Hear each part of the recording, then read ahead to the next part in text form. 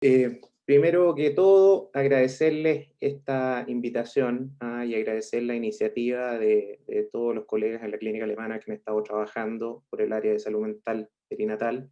ah. Además de eso, esta presentación está muy bien ubicada porque lo que yo voy a hablar va un poco a construirse en base a lo que hemos discutido en todas las presentaciones previas.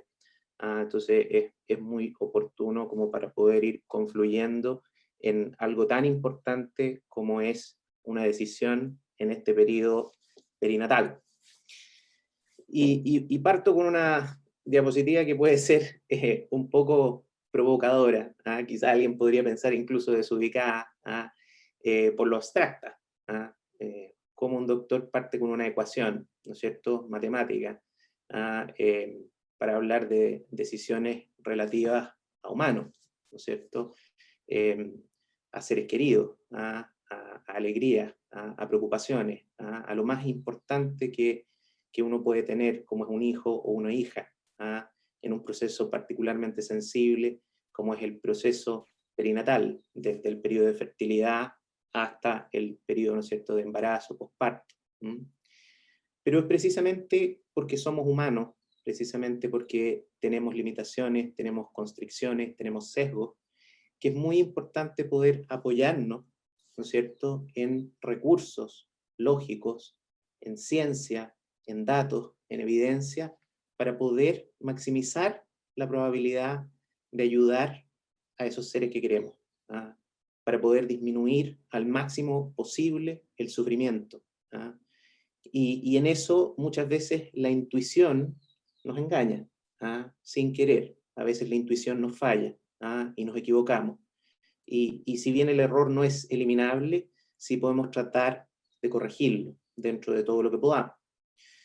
Entonces, aquí les pongo la ecuación un poquito más bonita, con algunos colores, y lo que yo quiero con esta ecuación es traducir, simplificar dentro de lo que podamos, principios de razonamiento que nos van a ayudar en la toma de decisiones, partiendo de un ideal, partiendo de un ideal donde existe una persona que ocupa ese conocimiento, que ocupa la lógica como para poder descubrir cuáles son las alternativas posibles, la evidencia correcta y la mejor decisión para el individuo o la individua o los individuos particulares que están implicados en esa decisión.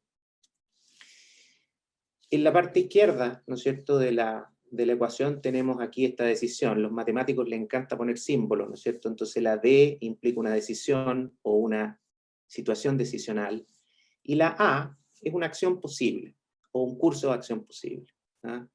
Y aquí abajo vemos, ¿no es cierto?, que están estos símbolos A1, punto suspensivo, AN, como para poder simbolizar que en cada decisión, en cada situación que enfrentamos, hay una serie de acciones posibles. Muchas veces, para poder idealizar las cosas para efectos pedagógicos, nosotros decimos ya, alternativa A o B, así como si las cosas fueran dicotómicas. Pero en la realidad, muchas veces hay muchos cursos posibles. Entonces, ¿cuáles son las decisiones relevantes en salud mental perinatal? ¿Cuáles son esas situaciones decisionales? A lo largo del 2018, yo volví a Inglaterra más o menos a comienzo del 2018, al 2021 hemos recibido más o menos más de 1.200 atenciones relativas al periodo perinatal. Muchas de estas tienen motivos de consulta que son relacionados a las cosas que hemos discutido y que otros autores hoy día presentadores han presentado, ¿no es cierto? Planificación de embarazo, tratamientos de fertilidad, también estabilización y soporte de salud mental durante el embarazo. Recibimos mucha consulta en relación a manejo farmacológico durante el embarazo, a embarazos no planificados, o quizás pacientes que tenían o que no tenían antecedentes y que presentaron síntomas o psicopatología durante el embarazo. A veces sin un contexto complejo y a veces en el contexto de un embarazo patológico de alto riesgo. Y por supuesto está también en gran cantidad la derivación más común que tiene que ver con las mamás en el posparto. Por mucho tiempo la salud mental perinatal, como decía el doctor Jadrecic, estaba enfocada en ciertas patologías más llamativas. La depresión postparto era conocida hace mucho tiempo, pero el desarrollo en los últimos años ha extendido esto a muchas otras condiciones. ¿Ah? Entonces, estas decisiones, para poder como aterrizarlas, los doctores tendemos a abstraerlas. Y una de las cosas que nos gusta mucho es hablar de diagnóstico. ¿Ah? Entonces, ¿por qué ocupamos diagnósticos? Porque nos permiten controlar un poquito la realidad, sistematizar la realidad, ¿ah? La reducimos, por supuesto, muchas veces complejamente, pero nos permite estudiarla, ¿ah? Sacar evidencia, ¿ah? Calcular cosas y cuando es posible, en la medida de lo posible, disminuir el sufrimiento. ¿Ya? Entonces, ¿cuáles son los diagnósticos que nosotros vemos en estas situaciones decisionales? Con mucha frecuencia, trastornos adaptativos, trastornos del ánimo, pero no solamente eso. Hemos crecido en observar cosas que antes no se detectaban, como trastornos de ansiedad, trastornos alimentarios, trastornos neurocognitivos, incluso déficit atencional, trastornos de uso de sustancias. Y esto es muy interesante porque esto nos lleva a que el área perinatal es un área en la cual nosotros trabajamos con un estado de la paciente. Y con este estado de la paciente tenemos que colaborar con otras especialidades. Entonces, una unidad, por ejemplo, de toma de decisiones perinatal trabaja en conjunto con una unidad de adicciones, en conjunto con una unidad de trastornos alimentarios, en conjunto con una unidad de bipolaridad, como para poder apoyarse en encontrar el tratamiento óptimo y en guiar a la paciente dentro de lo que nosotros podemos.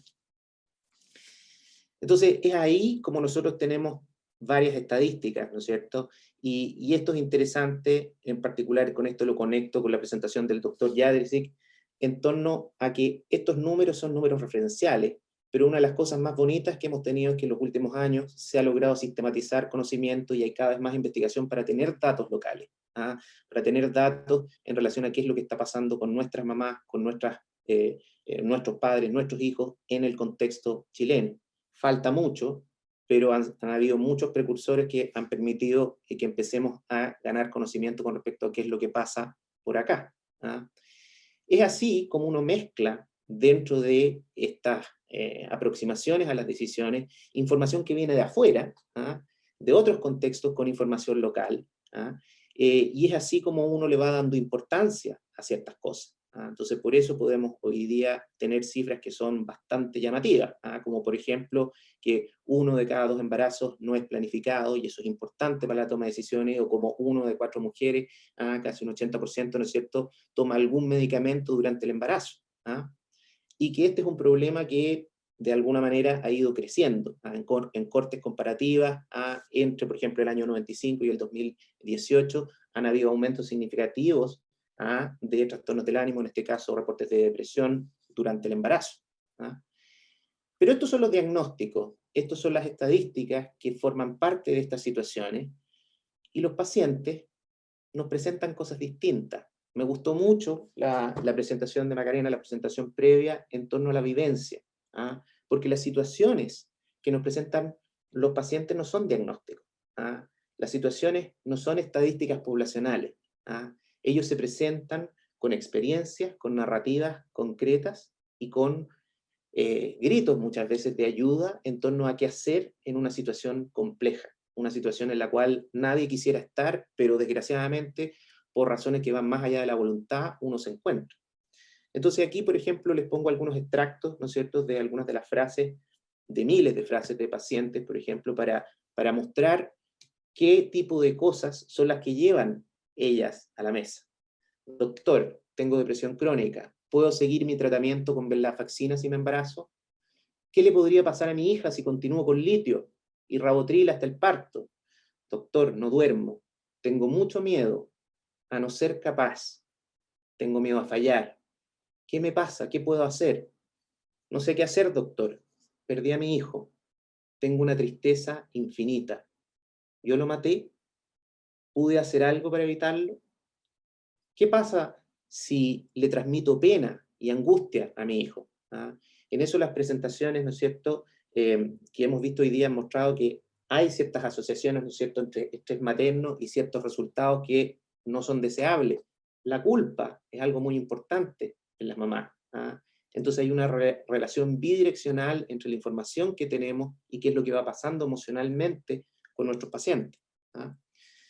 Todo esto forma parte de la decisión, del lado izquierdo de la ecuación, ¿no es cierto?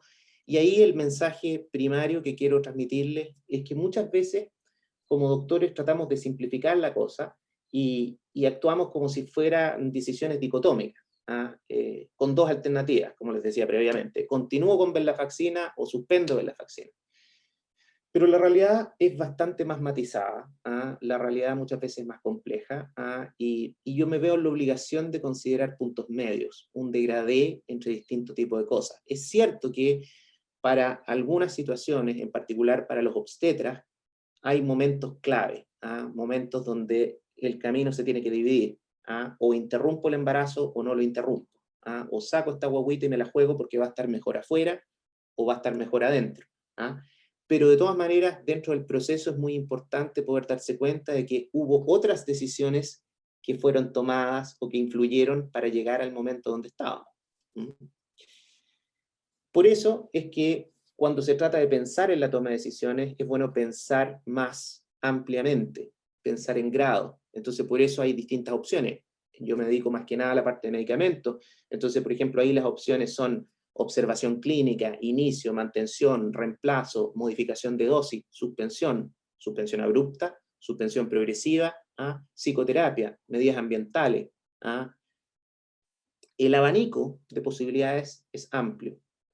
Y debido a que es amplio, es importante poder considerar cuáles son las relevantes para el paciente. ¿Ah? Nos pasamos entonces al lado derecho de la ecuación. ¿Ah? Y aquí tenemos en azulito este símbolo, ¿no es cierto?, que es el símbolo de lo que se llama sumatoria. ¿Ah? Y las X van a ser aquí eventos o resultados relevantes, ¿ya? Y que básicamente van a ser el cemento de nuestro cálculo de probabilidades, que es lo que está aquí en rojo, y de utilidades, que está aquí en verde. ¿Ah? Esta ecuación, probablemente la gente, la presentadora previa, que es ingeniera comercial, lo conoce por las teorías de racionalidad, digamos, de los tomadores de decisiones ideales, que lo que intentan es maximizar utilidad. Pero la utilidad en medicina nosotros la podemos traducir a preferencias, a intereses, a aquello que le importa más o menos al paciente. Y eso obviamente puede establecerse de acuerdo a distintos resultados. Entonces, cuando hablamos de eventos o resultados relevantes en salud mental perinatal, inicialmente aparecen como outcome o resultados así como bien grandilocuentes, importantes. ¿Qué nos interesa? Es intuitivamente obvio. La salud materna, queremos conservarla, que esté intacta, que no hayan eventos de psicopatología, que haya indemnidad y salud física y mental del embrión, del feto, del recién nacido, de ese futuro niño. Nos interesa no solo qué es lo que pasa durante el embarazo, lo que pasa en el posparto, lo que va a pasar en los años venideros, como muestran todos los análisis económicos de qué es lo que ocurre y dónde tenemos que intervenir. Pero ¿cuál es el problema de este tipo de outcome en la toma de decisiones? Que si bien se presentan inmediatamente, o sea, la mamá me dice, doctor, yo quiero estar bien y quiero que mi hijo esté sano, es difícil calcular probabilidades y estimar utilidades en relación a eso porque son outcomes complejos, porque son outcomes complejos y compuestos, o sea, son lo que emerge de varias otras cosas pequeñas.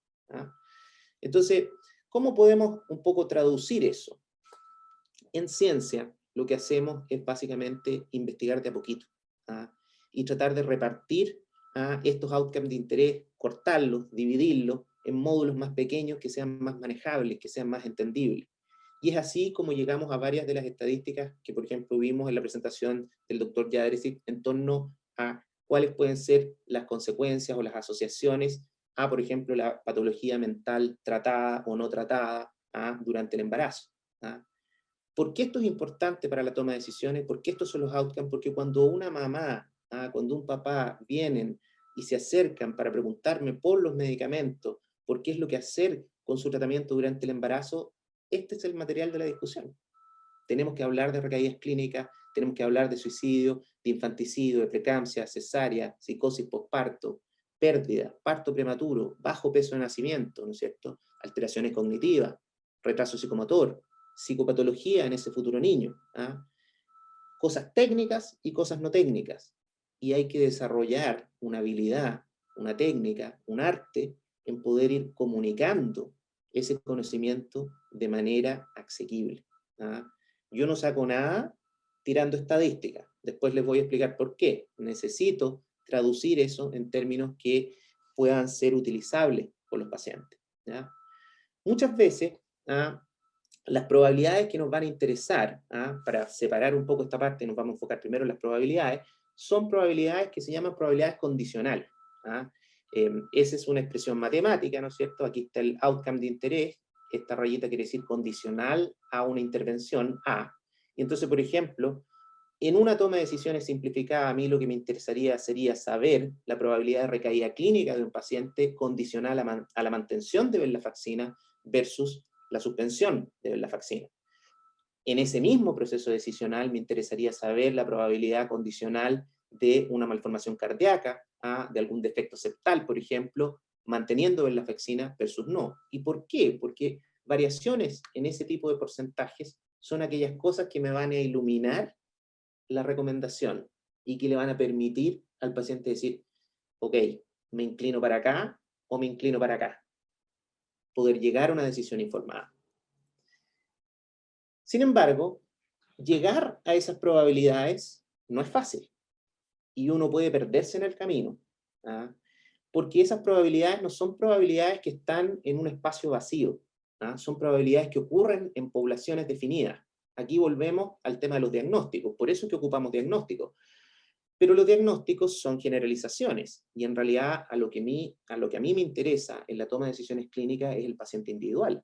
¿Ah? Y mi paciente individual puede tener una propiedad, que es la pertenencia a un grupo diagnóstico, pero también tiene muchas otras características. Por ejemplo, es un paciente con un trastorno bipolar 2, que es primigesta, que durante el segundo trimestre del embarazo está con síntomas, que tiene buena red de apoyo, etc. ¿Y por qué es importante hacer una formulación de ese tipo? Porque cada uno de estos factores va a influir de alguna manera, o podría influir de alguna manera, en la probabilidad.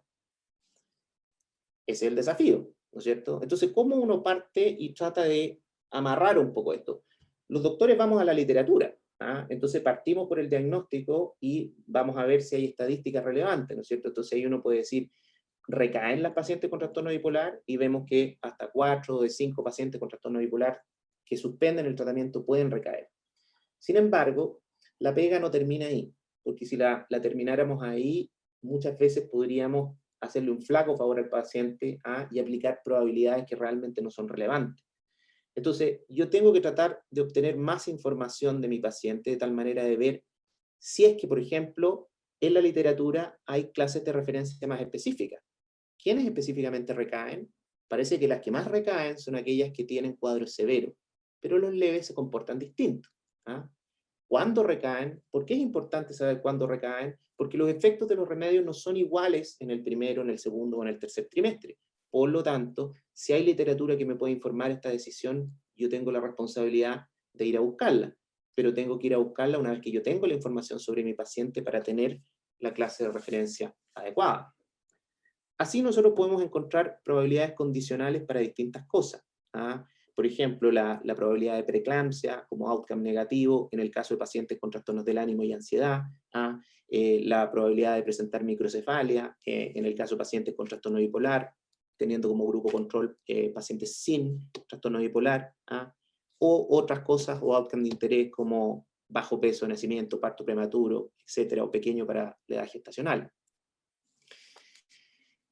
Estas estadísticas que vimos, ¿no es cierto?, son estadísticas directas numéricas, pero la toma de decisiones es más que agarrar un número y meterlo donde el paciente. Implica razonamiento. ¿Y por qué? Porque el estado de embarazo es un estado particular, donde no necesariamente son análogos la información que tenemos sobre otros momentos. ¿Qué es lo que pasa? Por ejemplo, la efectividad de los remedios durante el embarazo representa dudas. ¿Y por qué representa dudas? Porque es un estado fisiológico diferente. Si hay evidencia de la efectividad de un remedio en población no embarazada, no necesariamente sigue de que va a ser igualmente efectivo estando embarazada. Si hay evidencia con respecto a una dosis en un momento de no embarazo, no necesariamente eso implica que va a ser lo mismo en el proceso de embarazo. Y esto por las razones fisiopatológicas que estamos viendo acá, ¿no es cierto? Hay diferencias de absorción, diferencias de distribución, diferencias de metabolización, de excreción. Las respuestas en torno a estos factores no son inmediatamente obvias, y se requiere pensamiento y uno puede equivocarse, pero sí es importante saber que esto es un factor que hay que considerar a la hora de individualizar ese cálculo estadístico. Y como referencia uno tiene que tratar de modelar un poco qué es lo que está pasando con el paciente. Es por eso que uno ocupa lo que se llama razonamiento mecanicista. Lo que trata de hacer es un modelo causal, especulativo, de qué es lo que podría estar pasando en el paciente y podría asignarle ciertas probabilidades, ¿no es cierto?, a cada una de estas flechas. ¿Qué posibilidades tendría un tratamiento de cortar alguna de estas flechas rojas negativas? No queremos esta flecha entre trastornos mentales y resultados obstétricos neonatales. No queremos comorbilidades médicas descompensadas y resultados obstétricos neonatales. Entonces, tenemos que tratar de estimar si efectivamente esto tiene potencia como para disminuir esto. Y para efectos de contraste, quiero llevarlos un poco a cómo se ha llevado la toma de decisiones simplificada previamente, años atrás. Los doctores muchas veces, en ausencia de conocimiento, necesitamos recetas de cocina. Entonces, en realidad nos encantan las recomendaciones, las guías clínicas, porque la guía clínica se salta las probabilidades, se salta las utilidades y llega simplemente a darte una recomendación. Pero eso, para bien o para mal, según a quien le guste o no, viene de salida. Y viene de salida hace rato, en el sentido de que hoy día tenemos una población mucho más informada, hoy en día Internet ha hecho que el conocimiento esté mucho más a la mano, y el conocimiento incluso estadístico en la población general ya está cada vez más extendido. Por lo tanto, es nuestro deber informar y hacer una toma de decisiones compartida, no de necesariamente entregar conclusiones en torno a qué es lo que hay que hacer en alguna situación determinada. Es por eso que en Estados Unidos la FDA dejó afuera estas categorías que previamente ponían a los medicamentos en ciertos lugares y la heurística básica de los doctores era, ya, ok, si está en esta categoría se puede usar y listo. Entonces, rápidamente el paciente llamaba por teléfono y decía, sí, no se preocupe, si está en la categoría C, estamos bien, sígalo ocupando. Hoy en día es más complejo, y hoy en día lo que tenemos son explicaciones, ¿no es cierto?, narrativas de riesgo, resúmenes de riesgo, consideraciones clínicas o a veces datos directos que pueden ayudarnos a poder ver qué es lo que ocurre con los medicamentos, por ejemplo, o con otras intervenciones no farmacológicas durante el embarazo, o incluso antes del embarazo con respecto al potencial reproductivo de ciertos medicamentos. ¿Y por qué lo pongo como contraste? Porque cuando se trata de decidir, lo que yo estoy presentando a través de esta ecuación es lo que se llama un proceso de razonamiento analítico, explícito, donde yo expando la decisión. Y muchas veces la intuición nos lleva a otro tipo de procesos, en los cuales es simplemente la guata, el gut feeling, lo que nos hace decidir, y muchas veces por ahí nos podemos caer en ciertos sesgos. Por lo tanto, para poder ir cerrando la parte de las probabilidades, el cálculo de las probabilidades en una toma de decisiones debe considerar múltiples resultados, y hay que estar informado de cuáles son los resultados que se están discutiendo en la literatura como relevantes para el área de salud mental perinatal. Hay algunos outcomes en los cuales hay estadísticas en la literatura directo, fantástico, estupendo, pero hay muchos otros que vamos a tener que estimar informalmente, incluso utilizando, como les decía, razonamiento fisiopatológico o experiencia no sistemática, y hay que considerar la incertidumbre, la incerteza y el error que puede traer eso. Doctor Las Flores, instituciones, ¿sí? perdón que lo interrumpa, le quedan 5 minutos. Ya, voy a apurarme un poquito. Gracias. Las instituciones regulatorias están migrando, como les decía, hacia una toma de decisiones, ¿no es cierto?, que es precisamente más informada, y se debe reflexionar acerca de cuál es la clase de referencia adecuada para el paciente, ¿ya? Como puntos prácticos, tenemos que saber que para poder calibrar una afirmación de probabilidad tenemos que saber frecuencias basales. Y aquí les voy a dar el ejemplo concreto de lo que ocurre con las malformaciones congénitas. A mí me ha llamado la atención que muy pocos médicos saben que al menos se estima que 3 de cada 100 embarazos pueden presentar malformaciones basales. Entonces muchas veces la atribución de la malformación a un medicamento puede ser errada. Y esta probabilidad puede crecer aún más en caso de clases de referencia más específicas, donde hay, por ejemplo, edad materna alta o antecedentes familiares. Lo otro que es importante, digamos, destacar es que hay diferencias entre percepción de riesgo y riesgo. El cerebro no funciona con números, normalmente, y la emoción tiñe esa percepción de los números. Entonces las historias dramáticas hacen que hayan percepciones de riesgo distintas. Por lo tanto, yo tengo que entender que cuando yo le comunique cosas al paciente, tengo que traducirlo en una narrativa que sea digerible, no simplemente decirle números.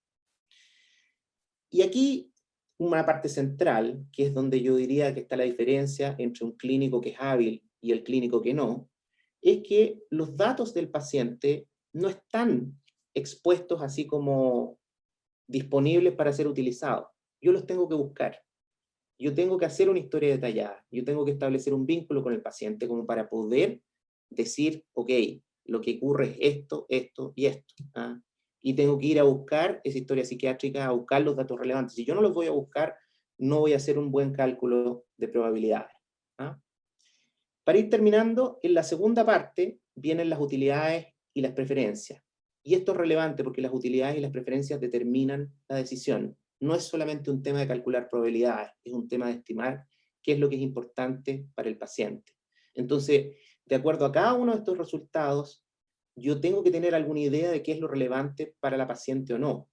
Puede que para una paciente sea tremendamente importante, por ejemplo, las alteraciones congénitas, las malformaciones congénitas. Pero, por ejemplo, un parto prematuro de 37 semanas puede que no sea tan relevante. Y eso me puede hacer una diferencia en la decisión. Lo otro que es importante es que muchas veces nos caemos por el desvío cuando intentamos mezclar las utilidades del paciente con las utilidades de nosotros como médicos. Porque nosotros, básicamente, también tenemos una implicancia en la decisión. Por ejemplo, hay muchos doctores, en particular en el área de obstetricia, que están guiados por el miedo, por el susto. Por el susto a tener una demanda, por el susto a que algo ocurra. Entonces, tienden a inducir cierto tipo de decisiones precisamente que pueden minimizar el riesgo. Y eso, si bien es válido, es muy importante explicitar exactamente de dónde viene, y poder llegar a una toma de decisiones realmente compartida. Redondeando entonces este proceso, básicamente yo les presento el modelo que estamos ocupando en la Católica para poder aproximarnos a este tipo de decisiones.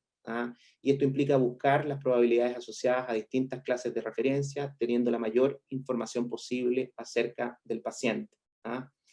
Y básicamente eso nos ha llevado, les voy a poner aquí, a esto, digamos, a un trabajo, digamos, sin el paciente, que incluye recolección periódica y actualizada de la literatura, análisis crítico de estudios relevantes, análisis crítico de información de sitios web y sociedades científicas, porque no solo lo que sale en los sitios es lo correcto, eso hay que aterrizarlo y puede estar incorrecto, y recolección de datos locales, ¿no es cierto?, y trabajo con estándares de consenso.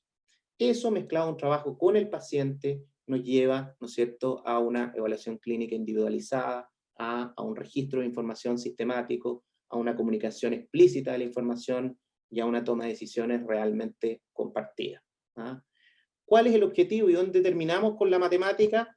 Es en esto, es en estos argumentos que se llaman de maximización de utilidad.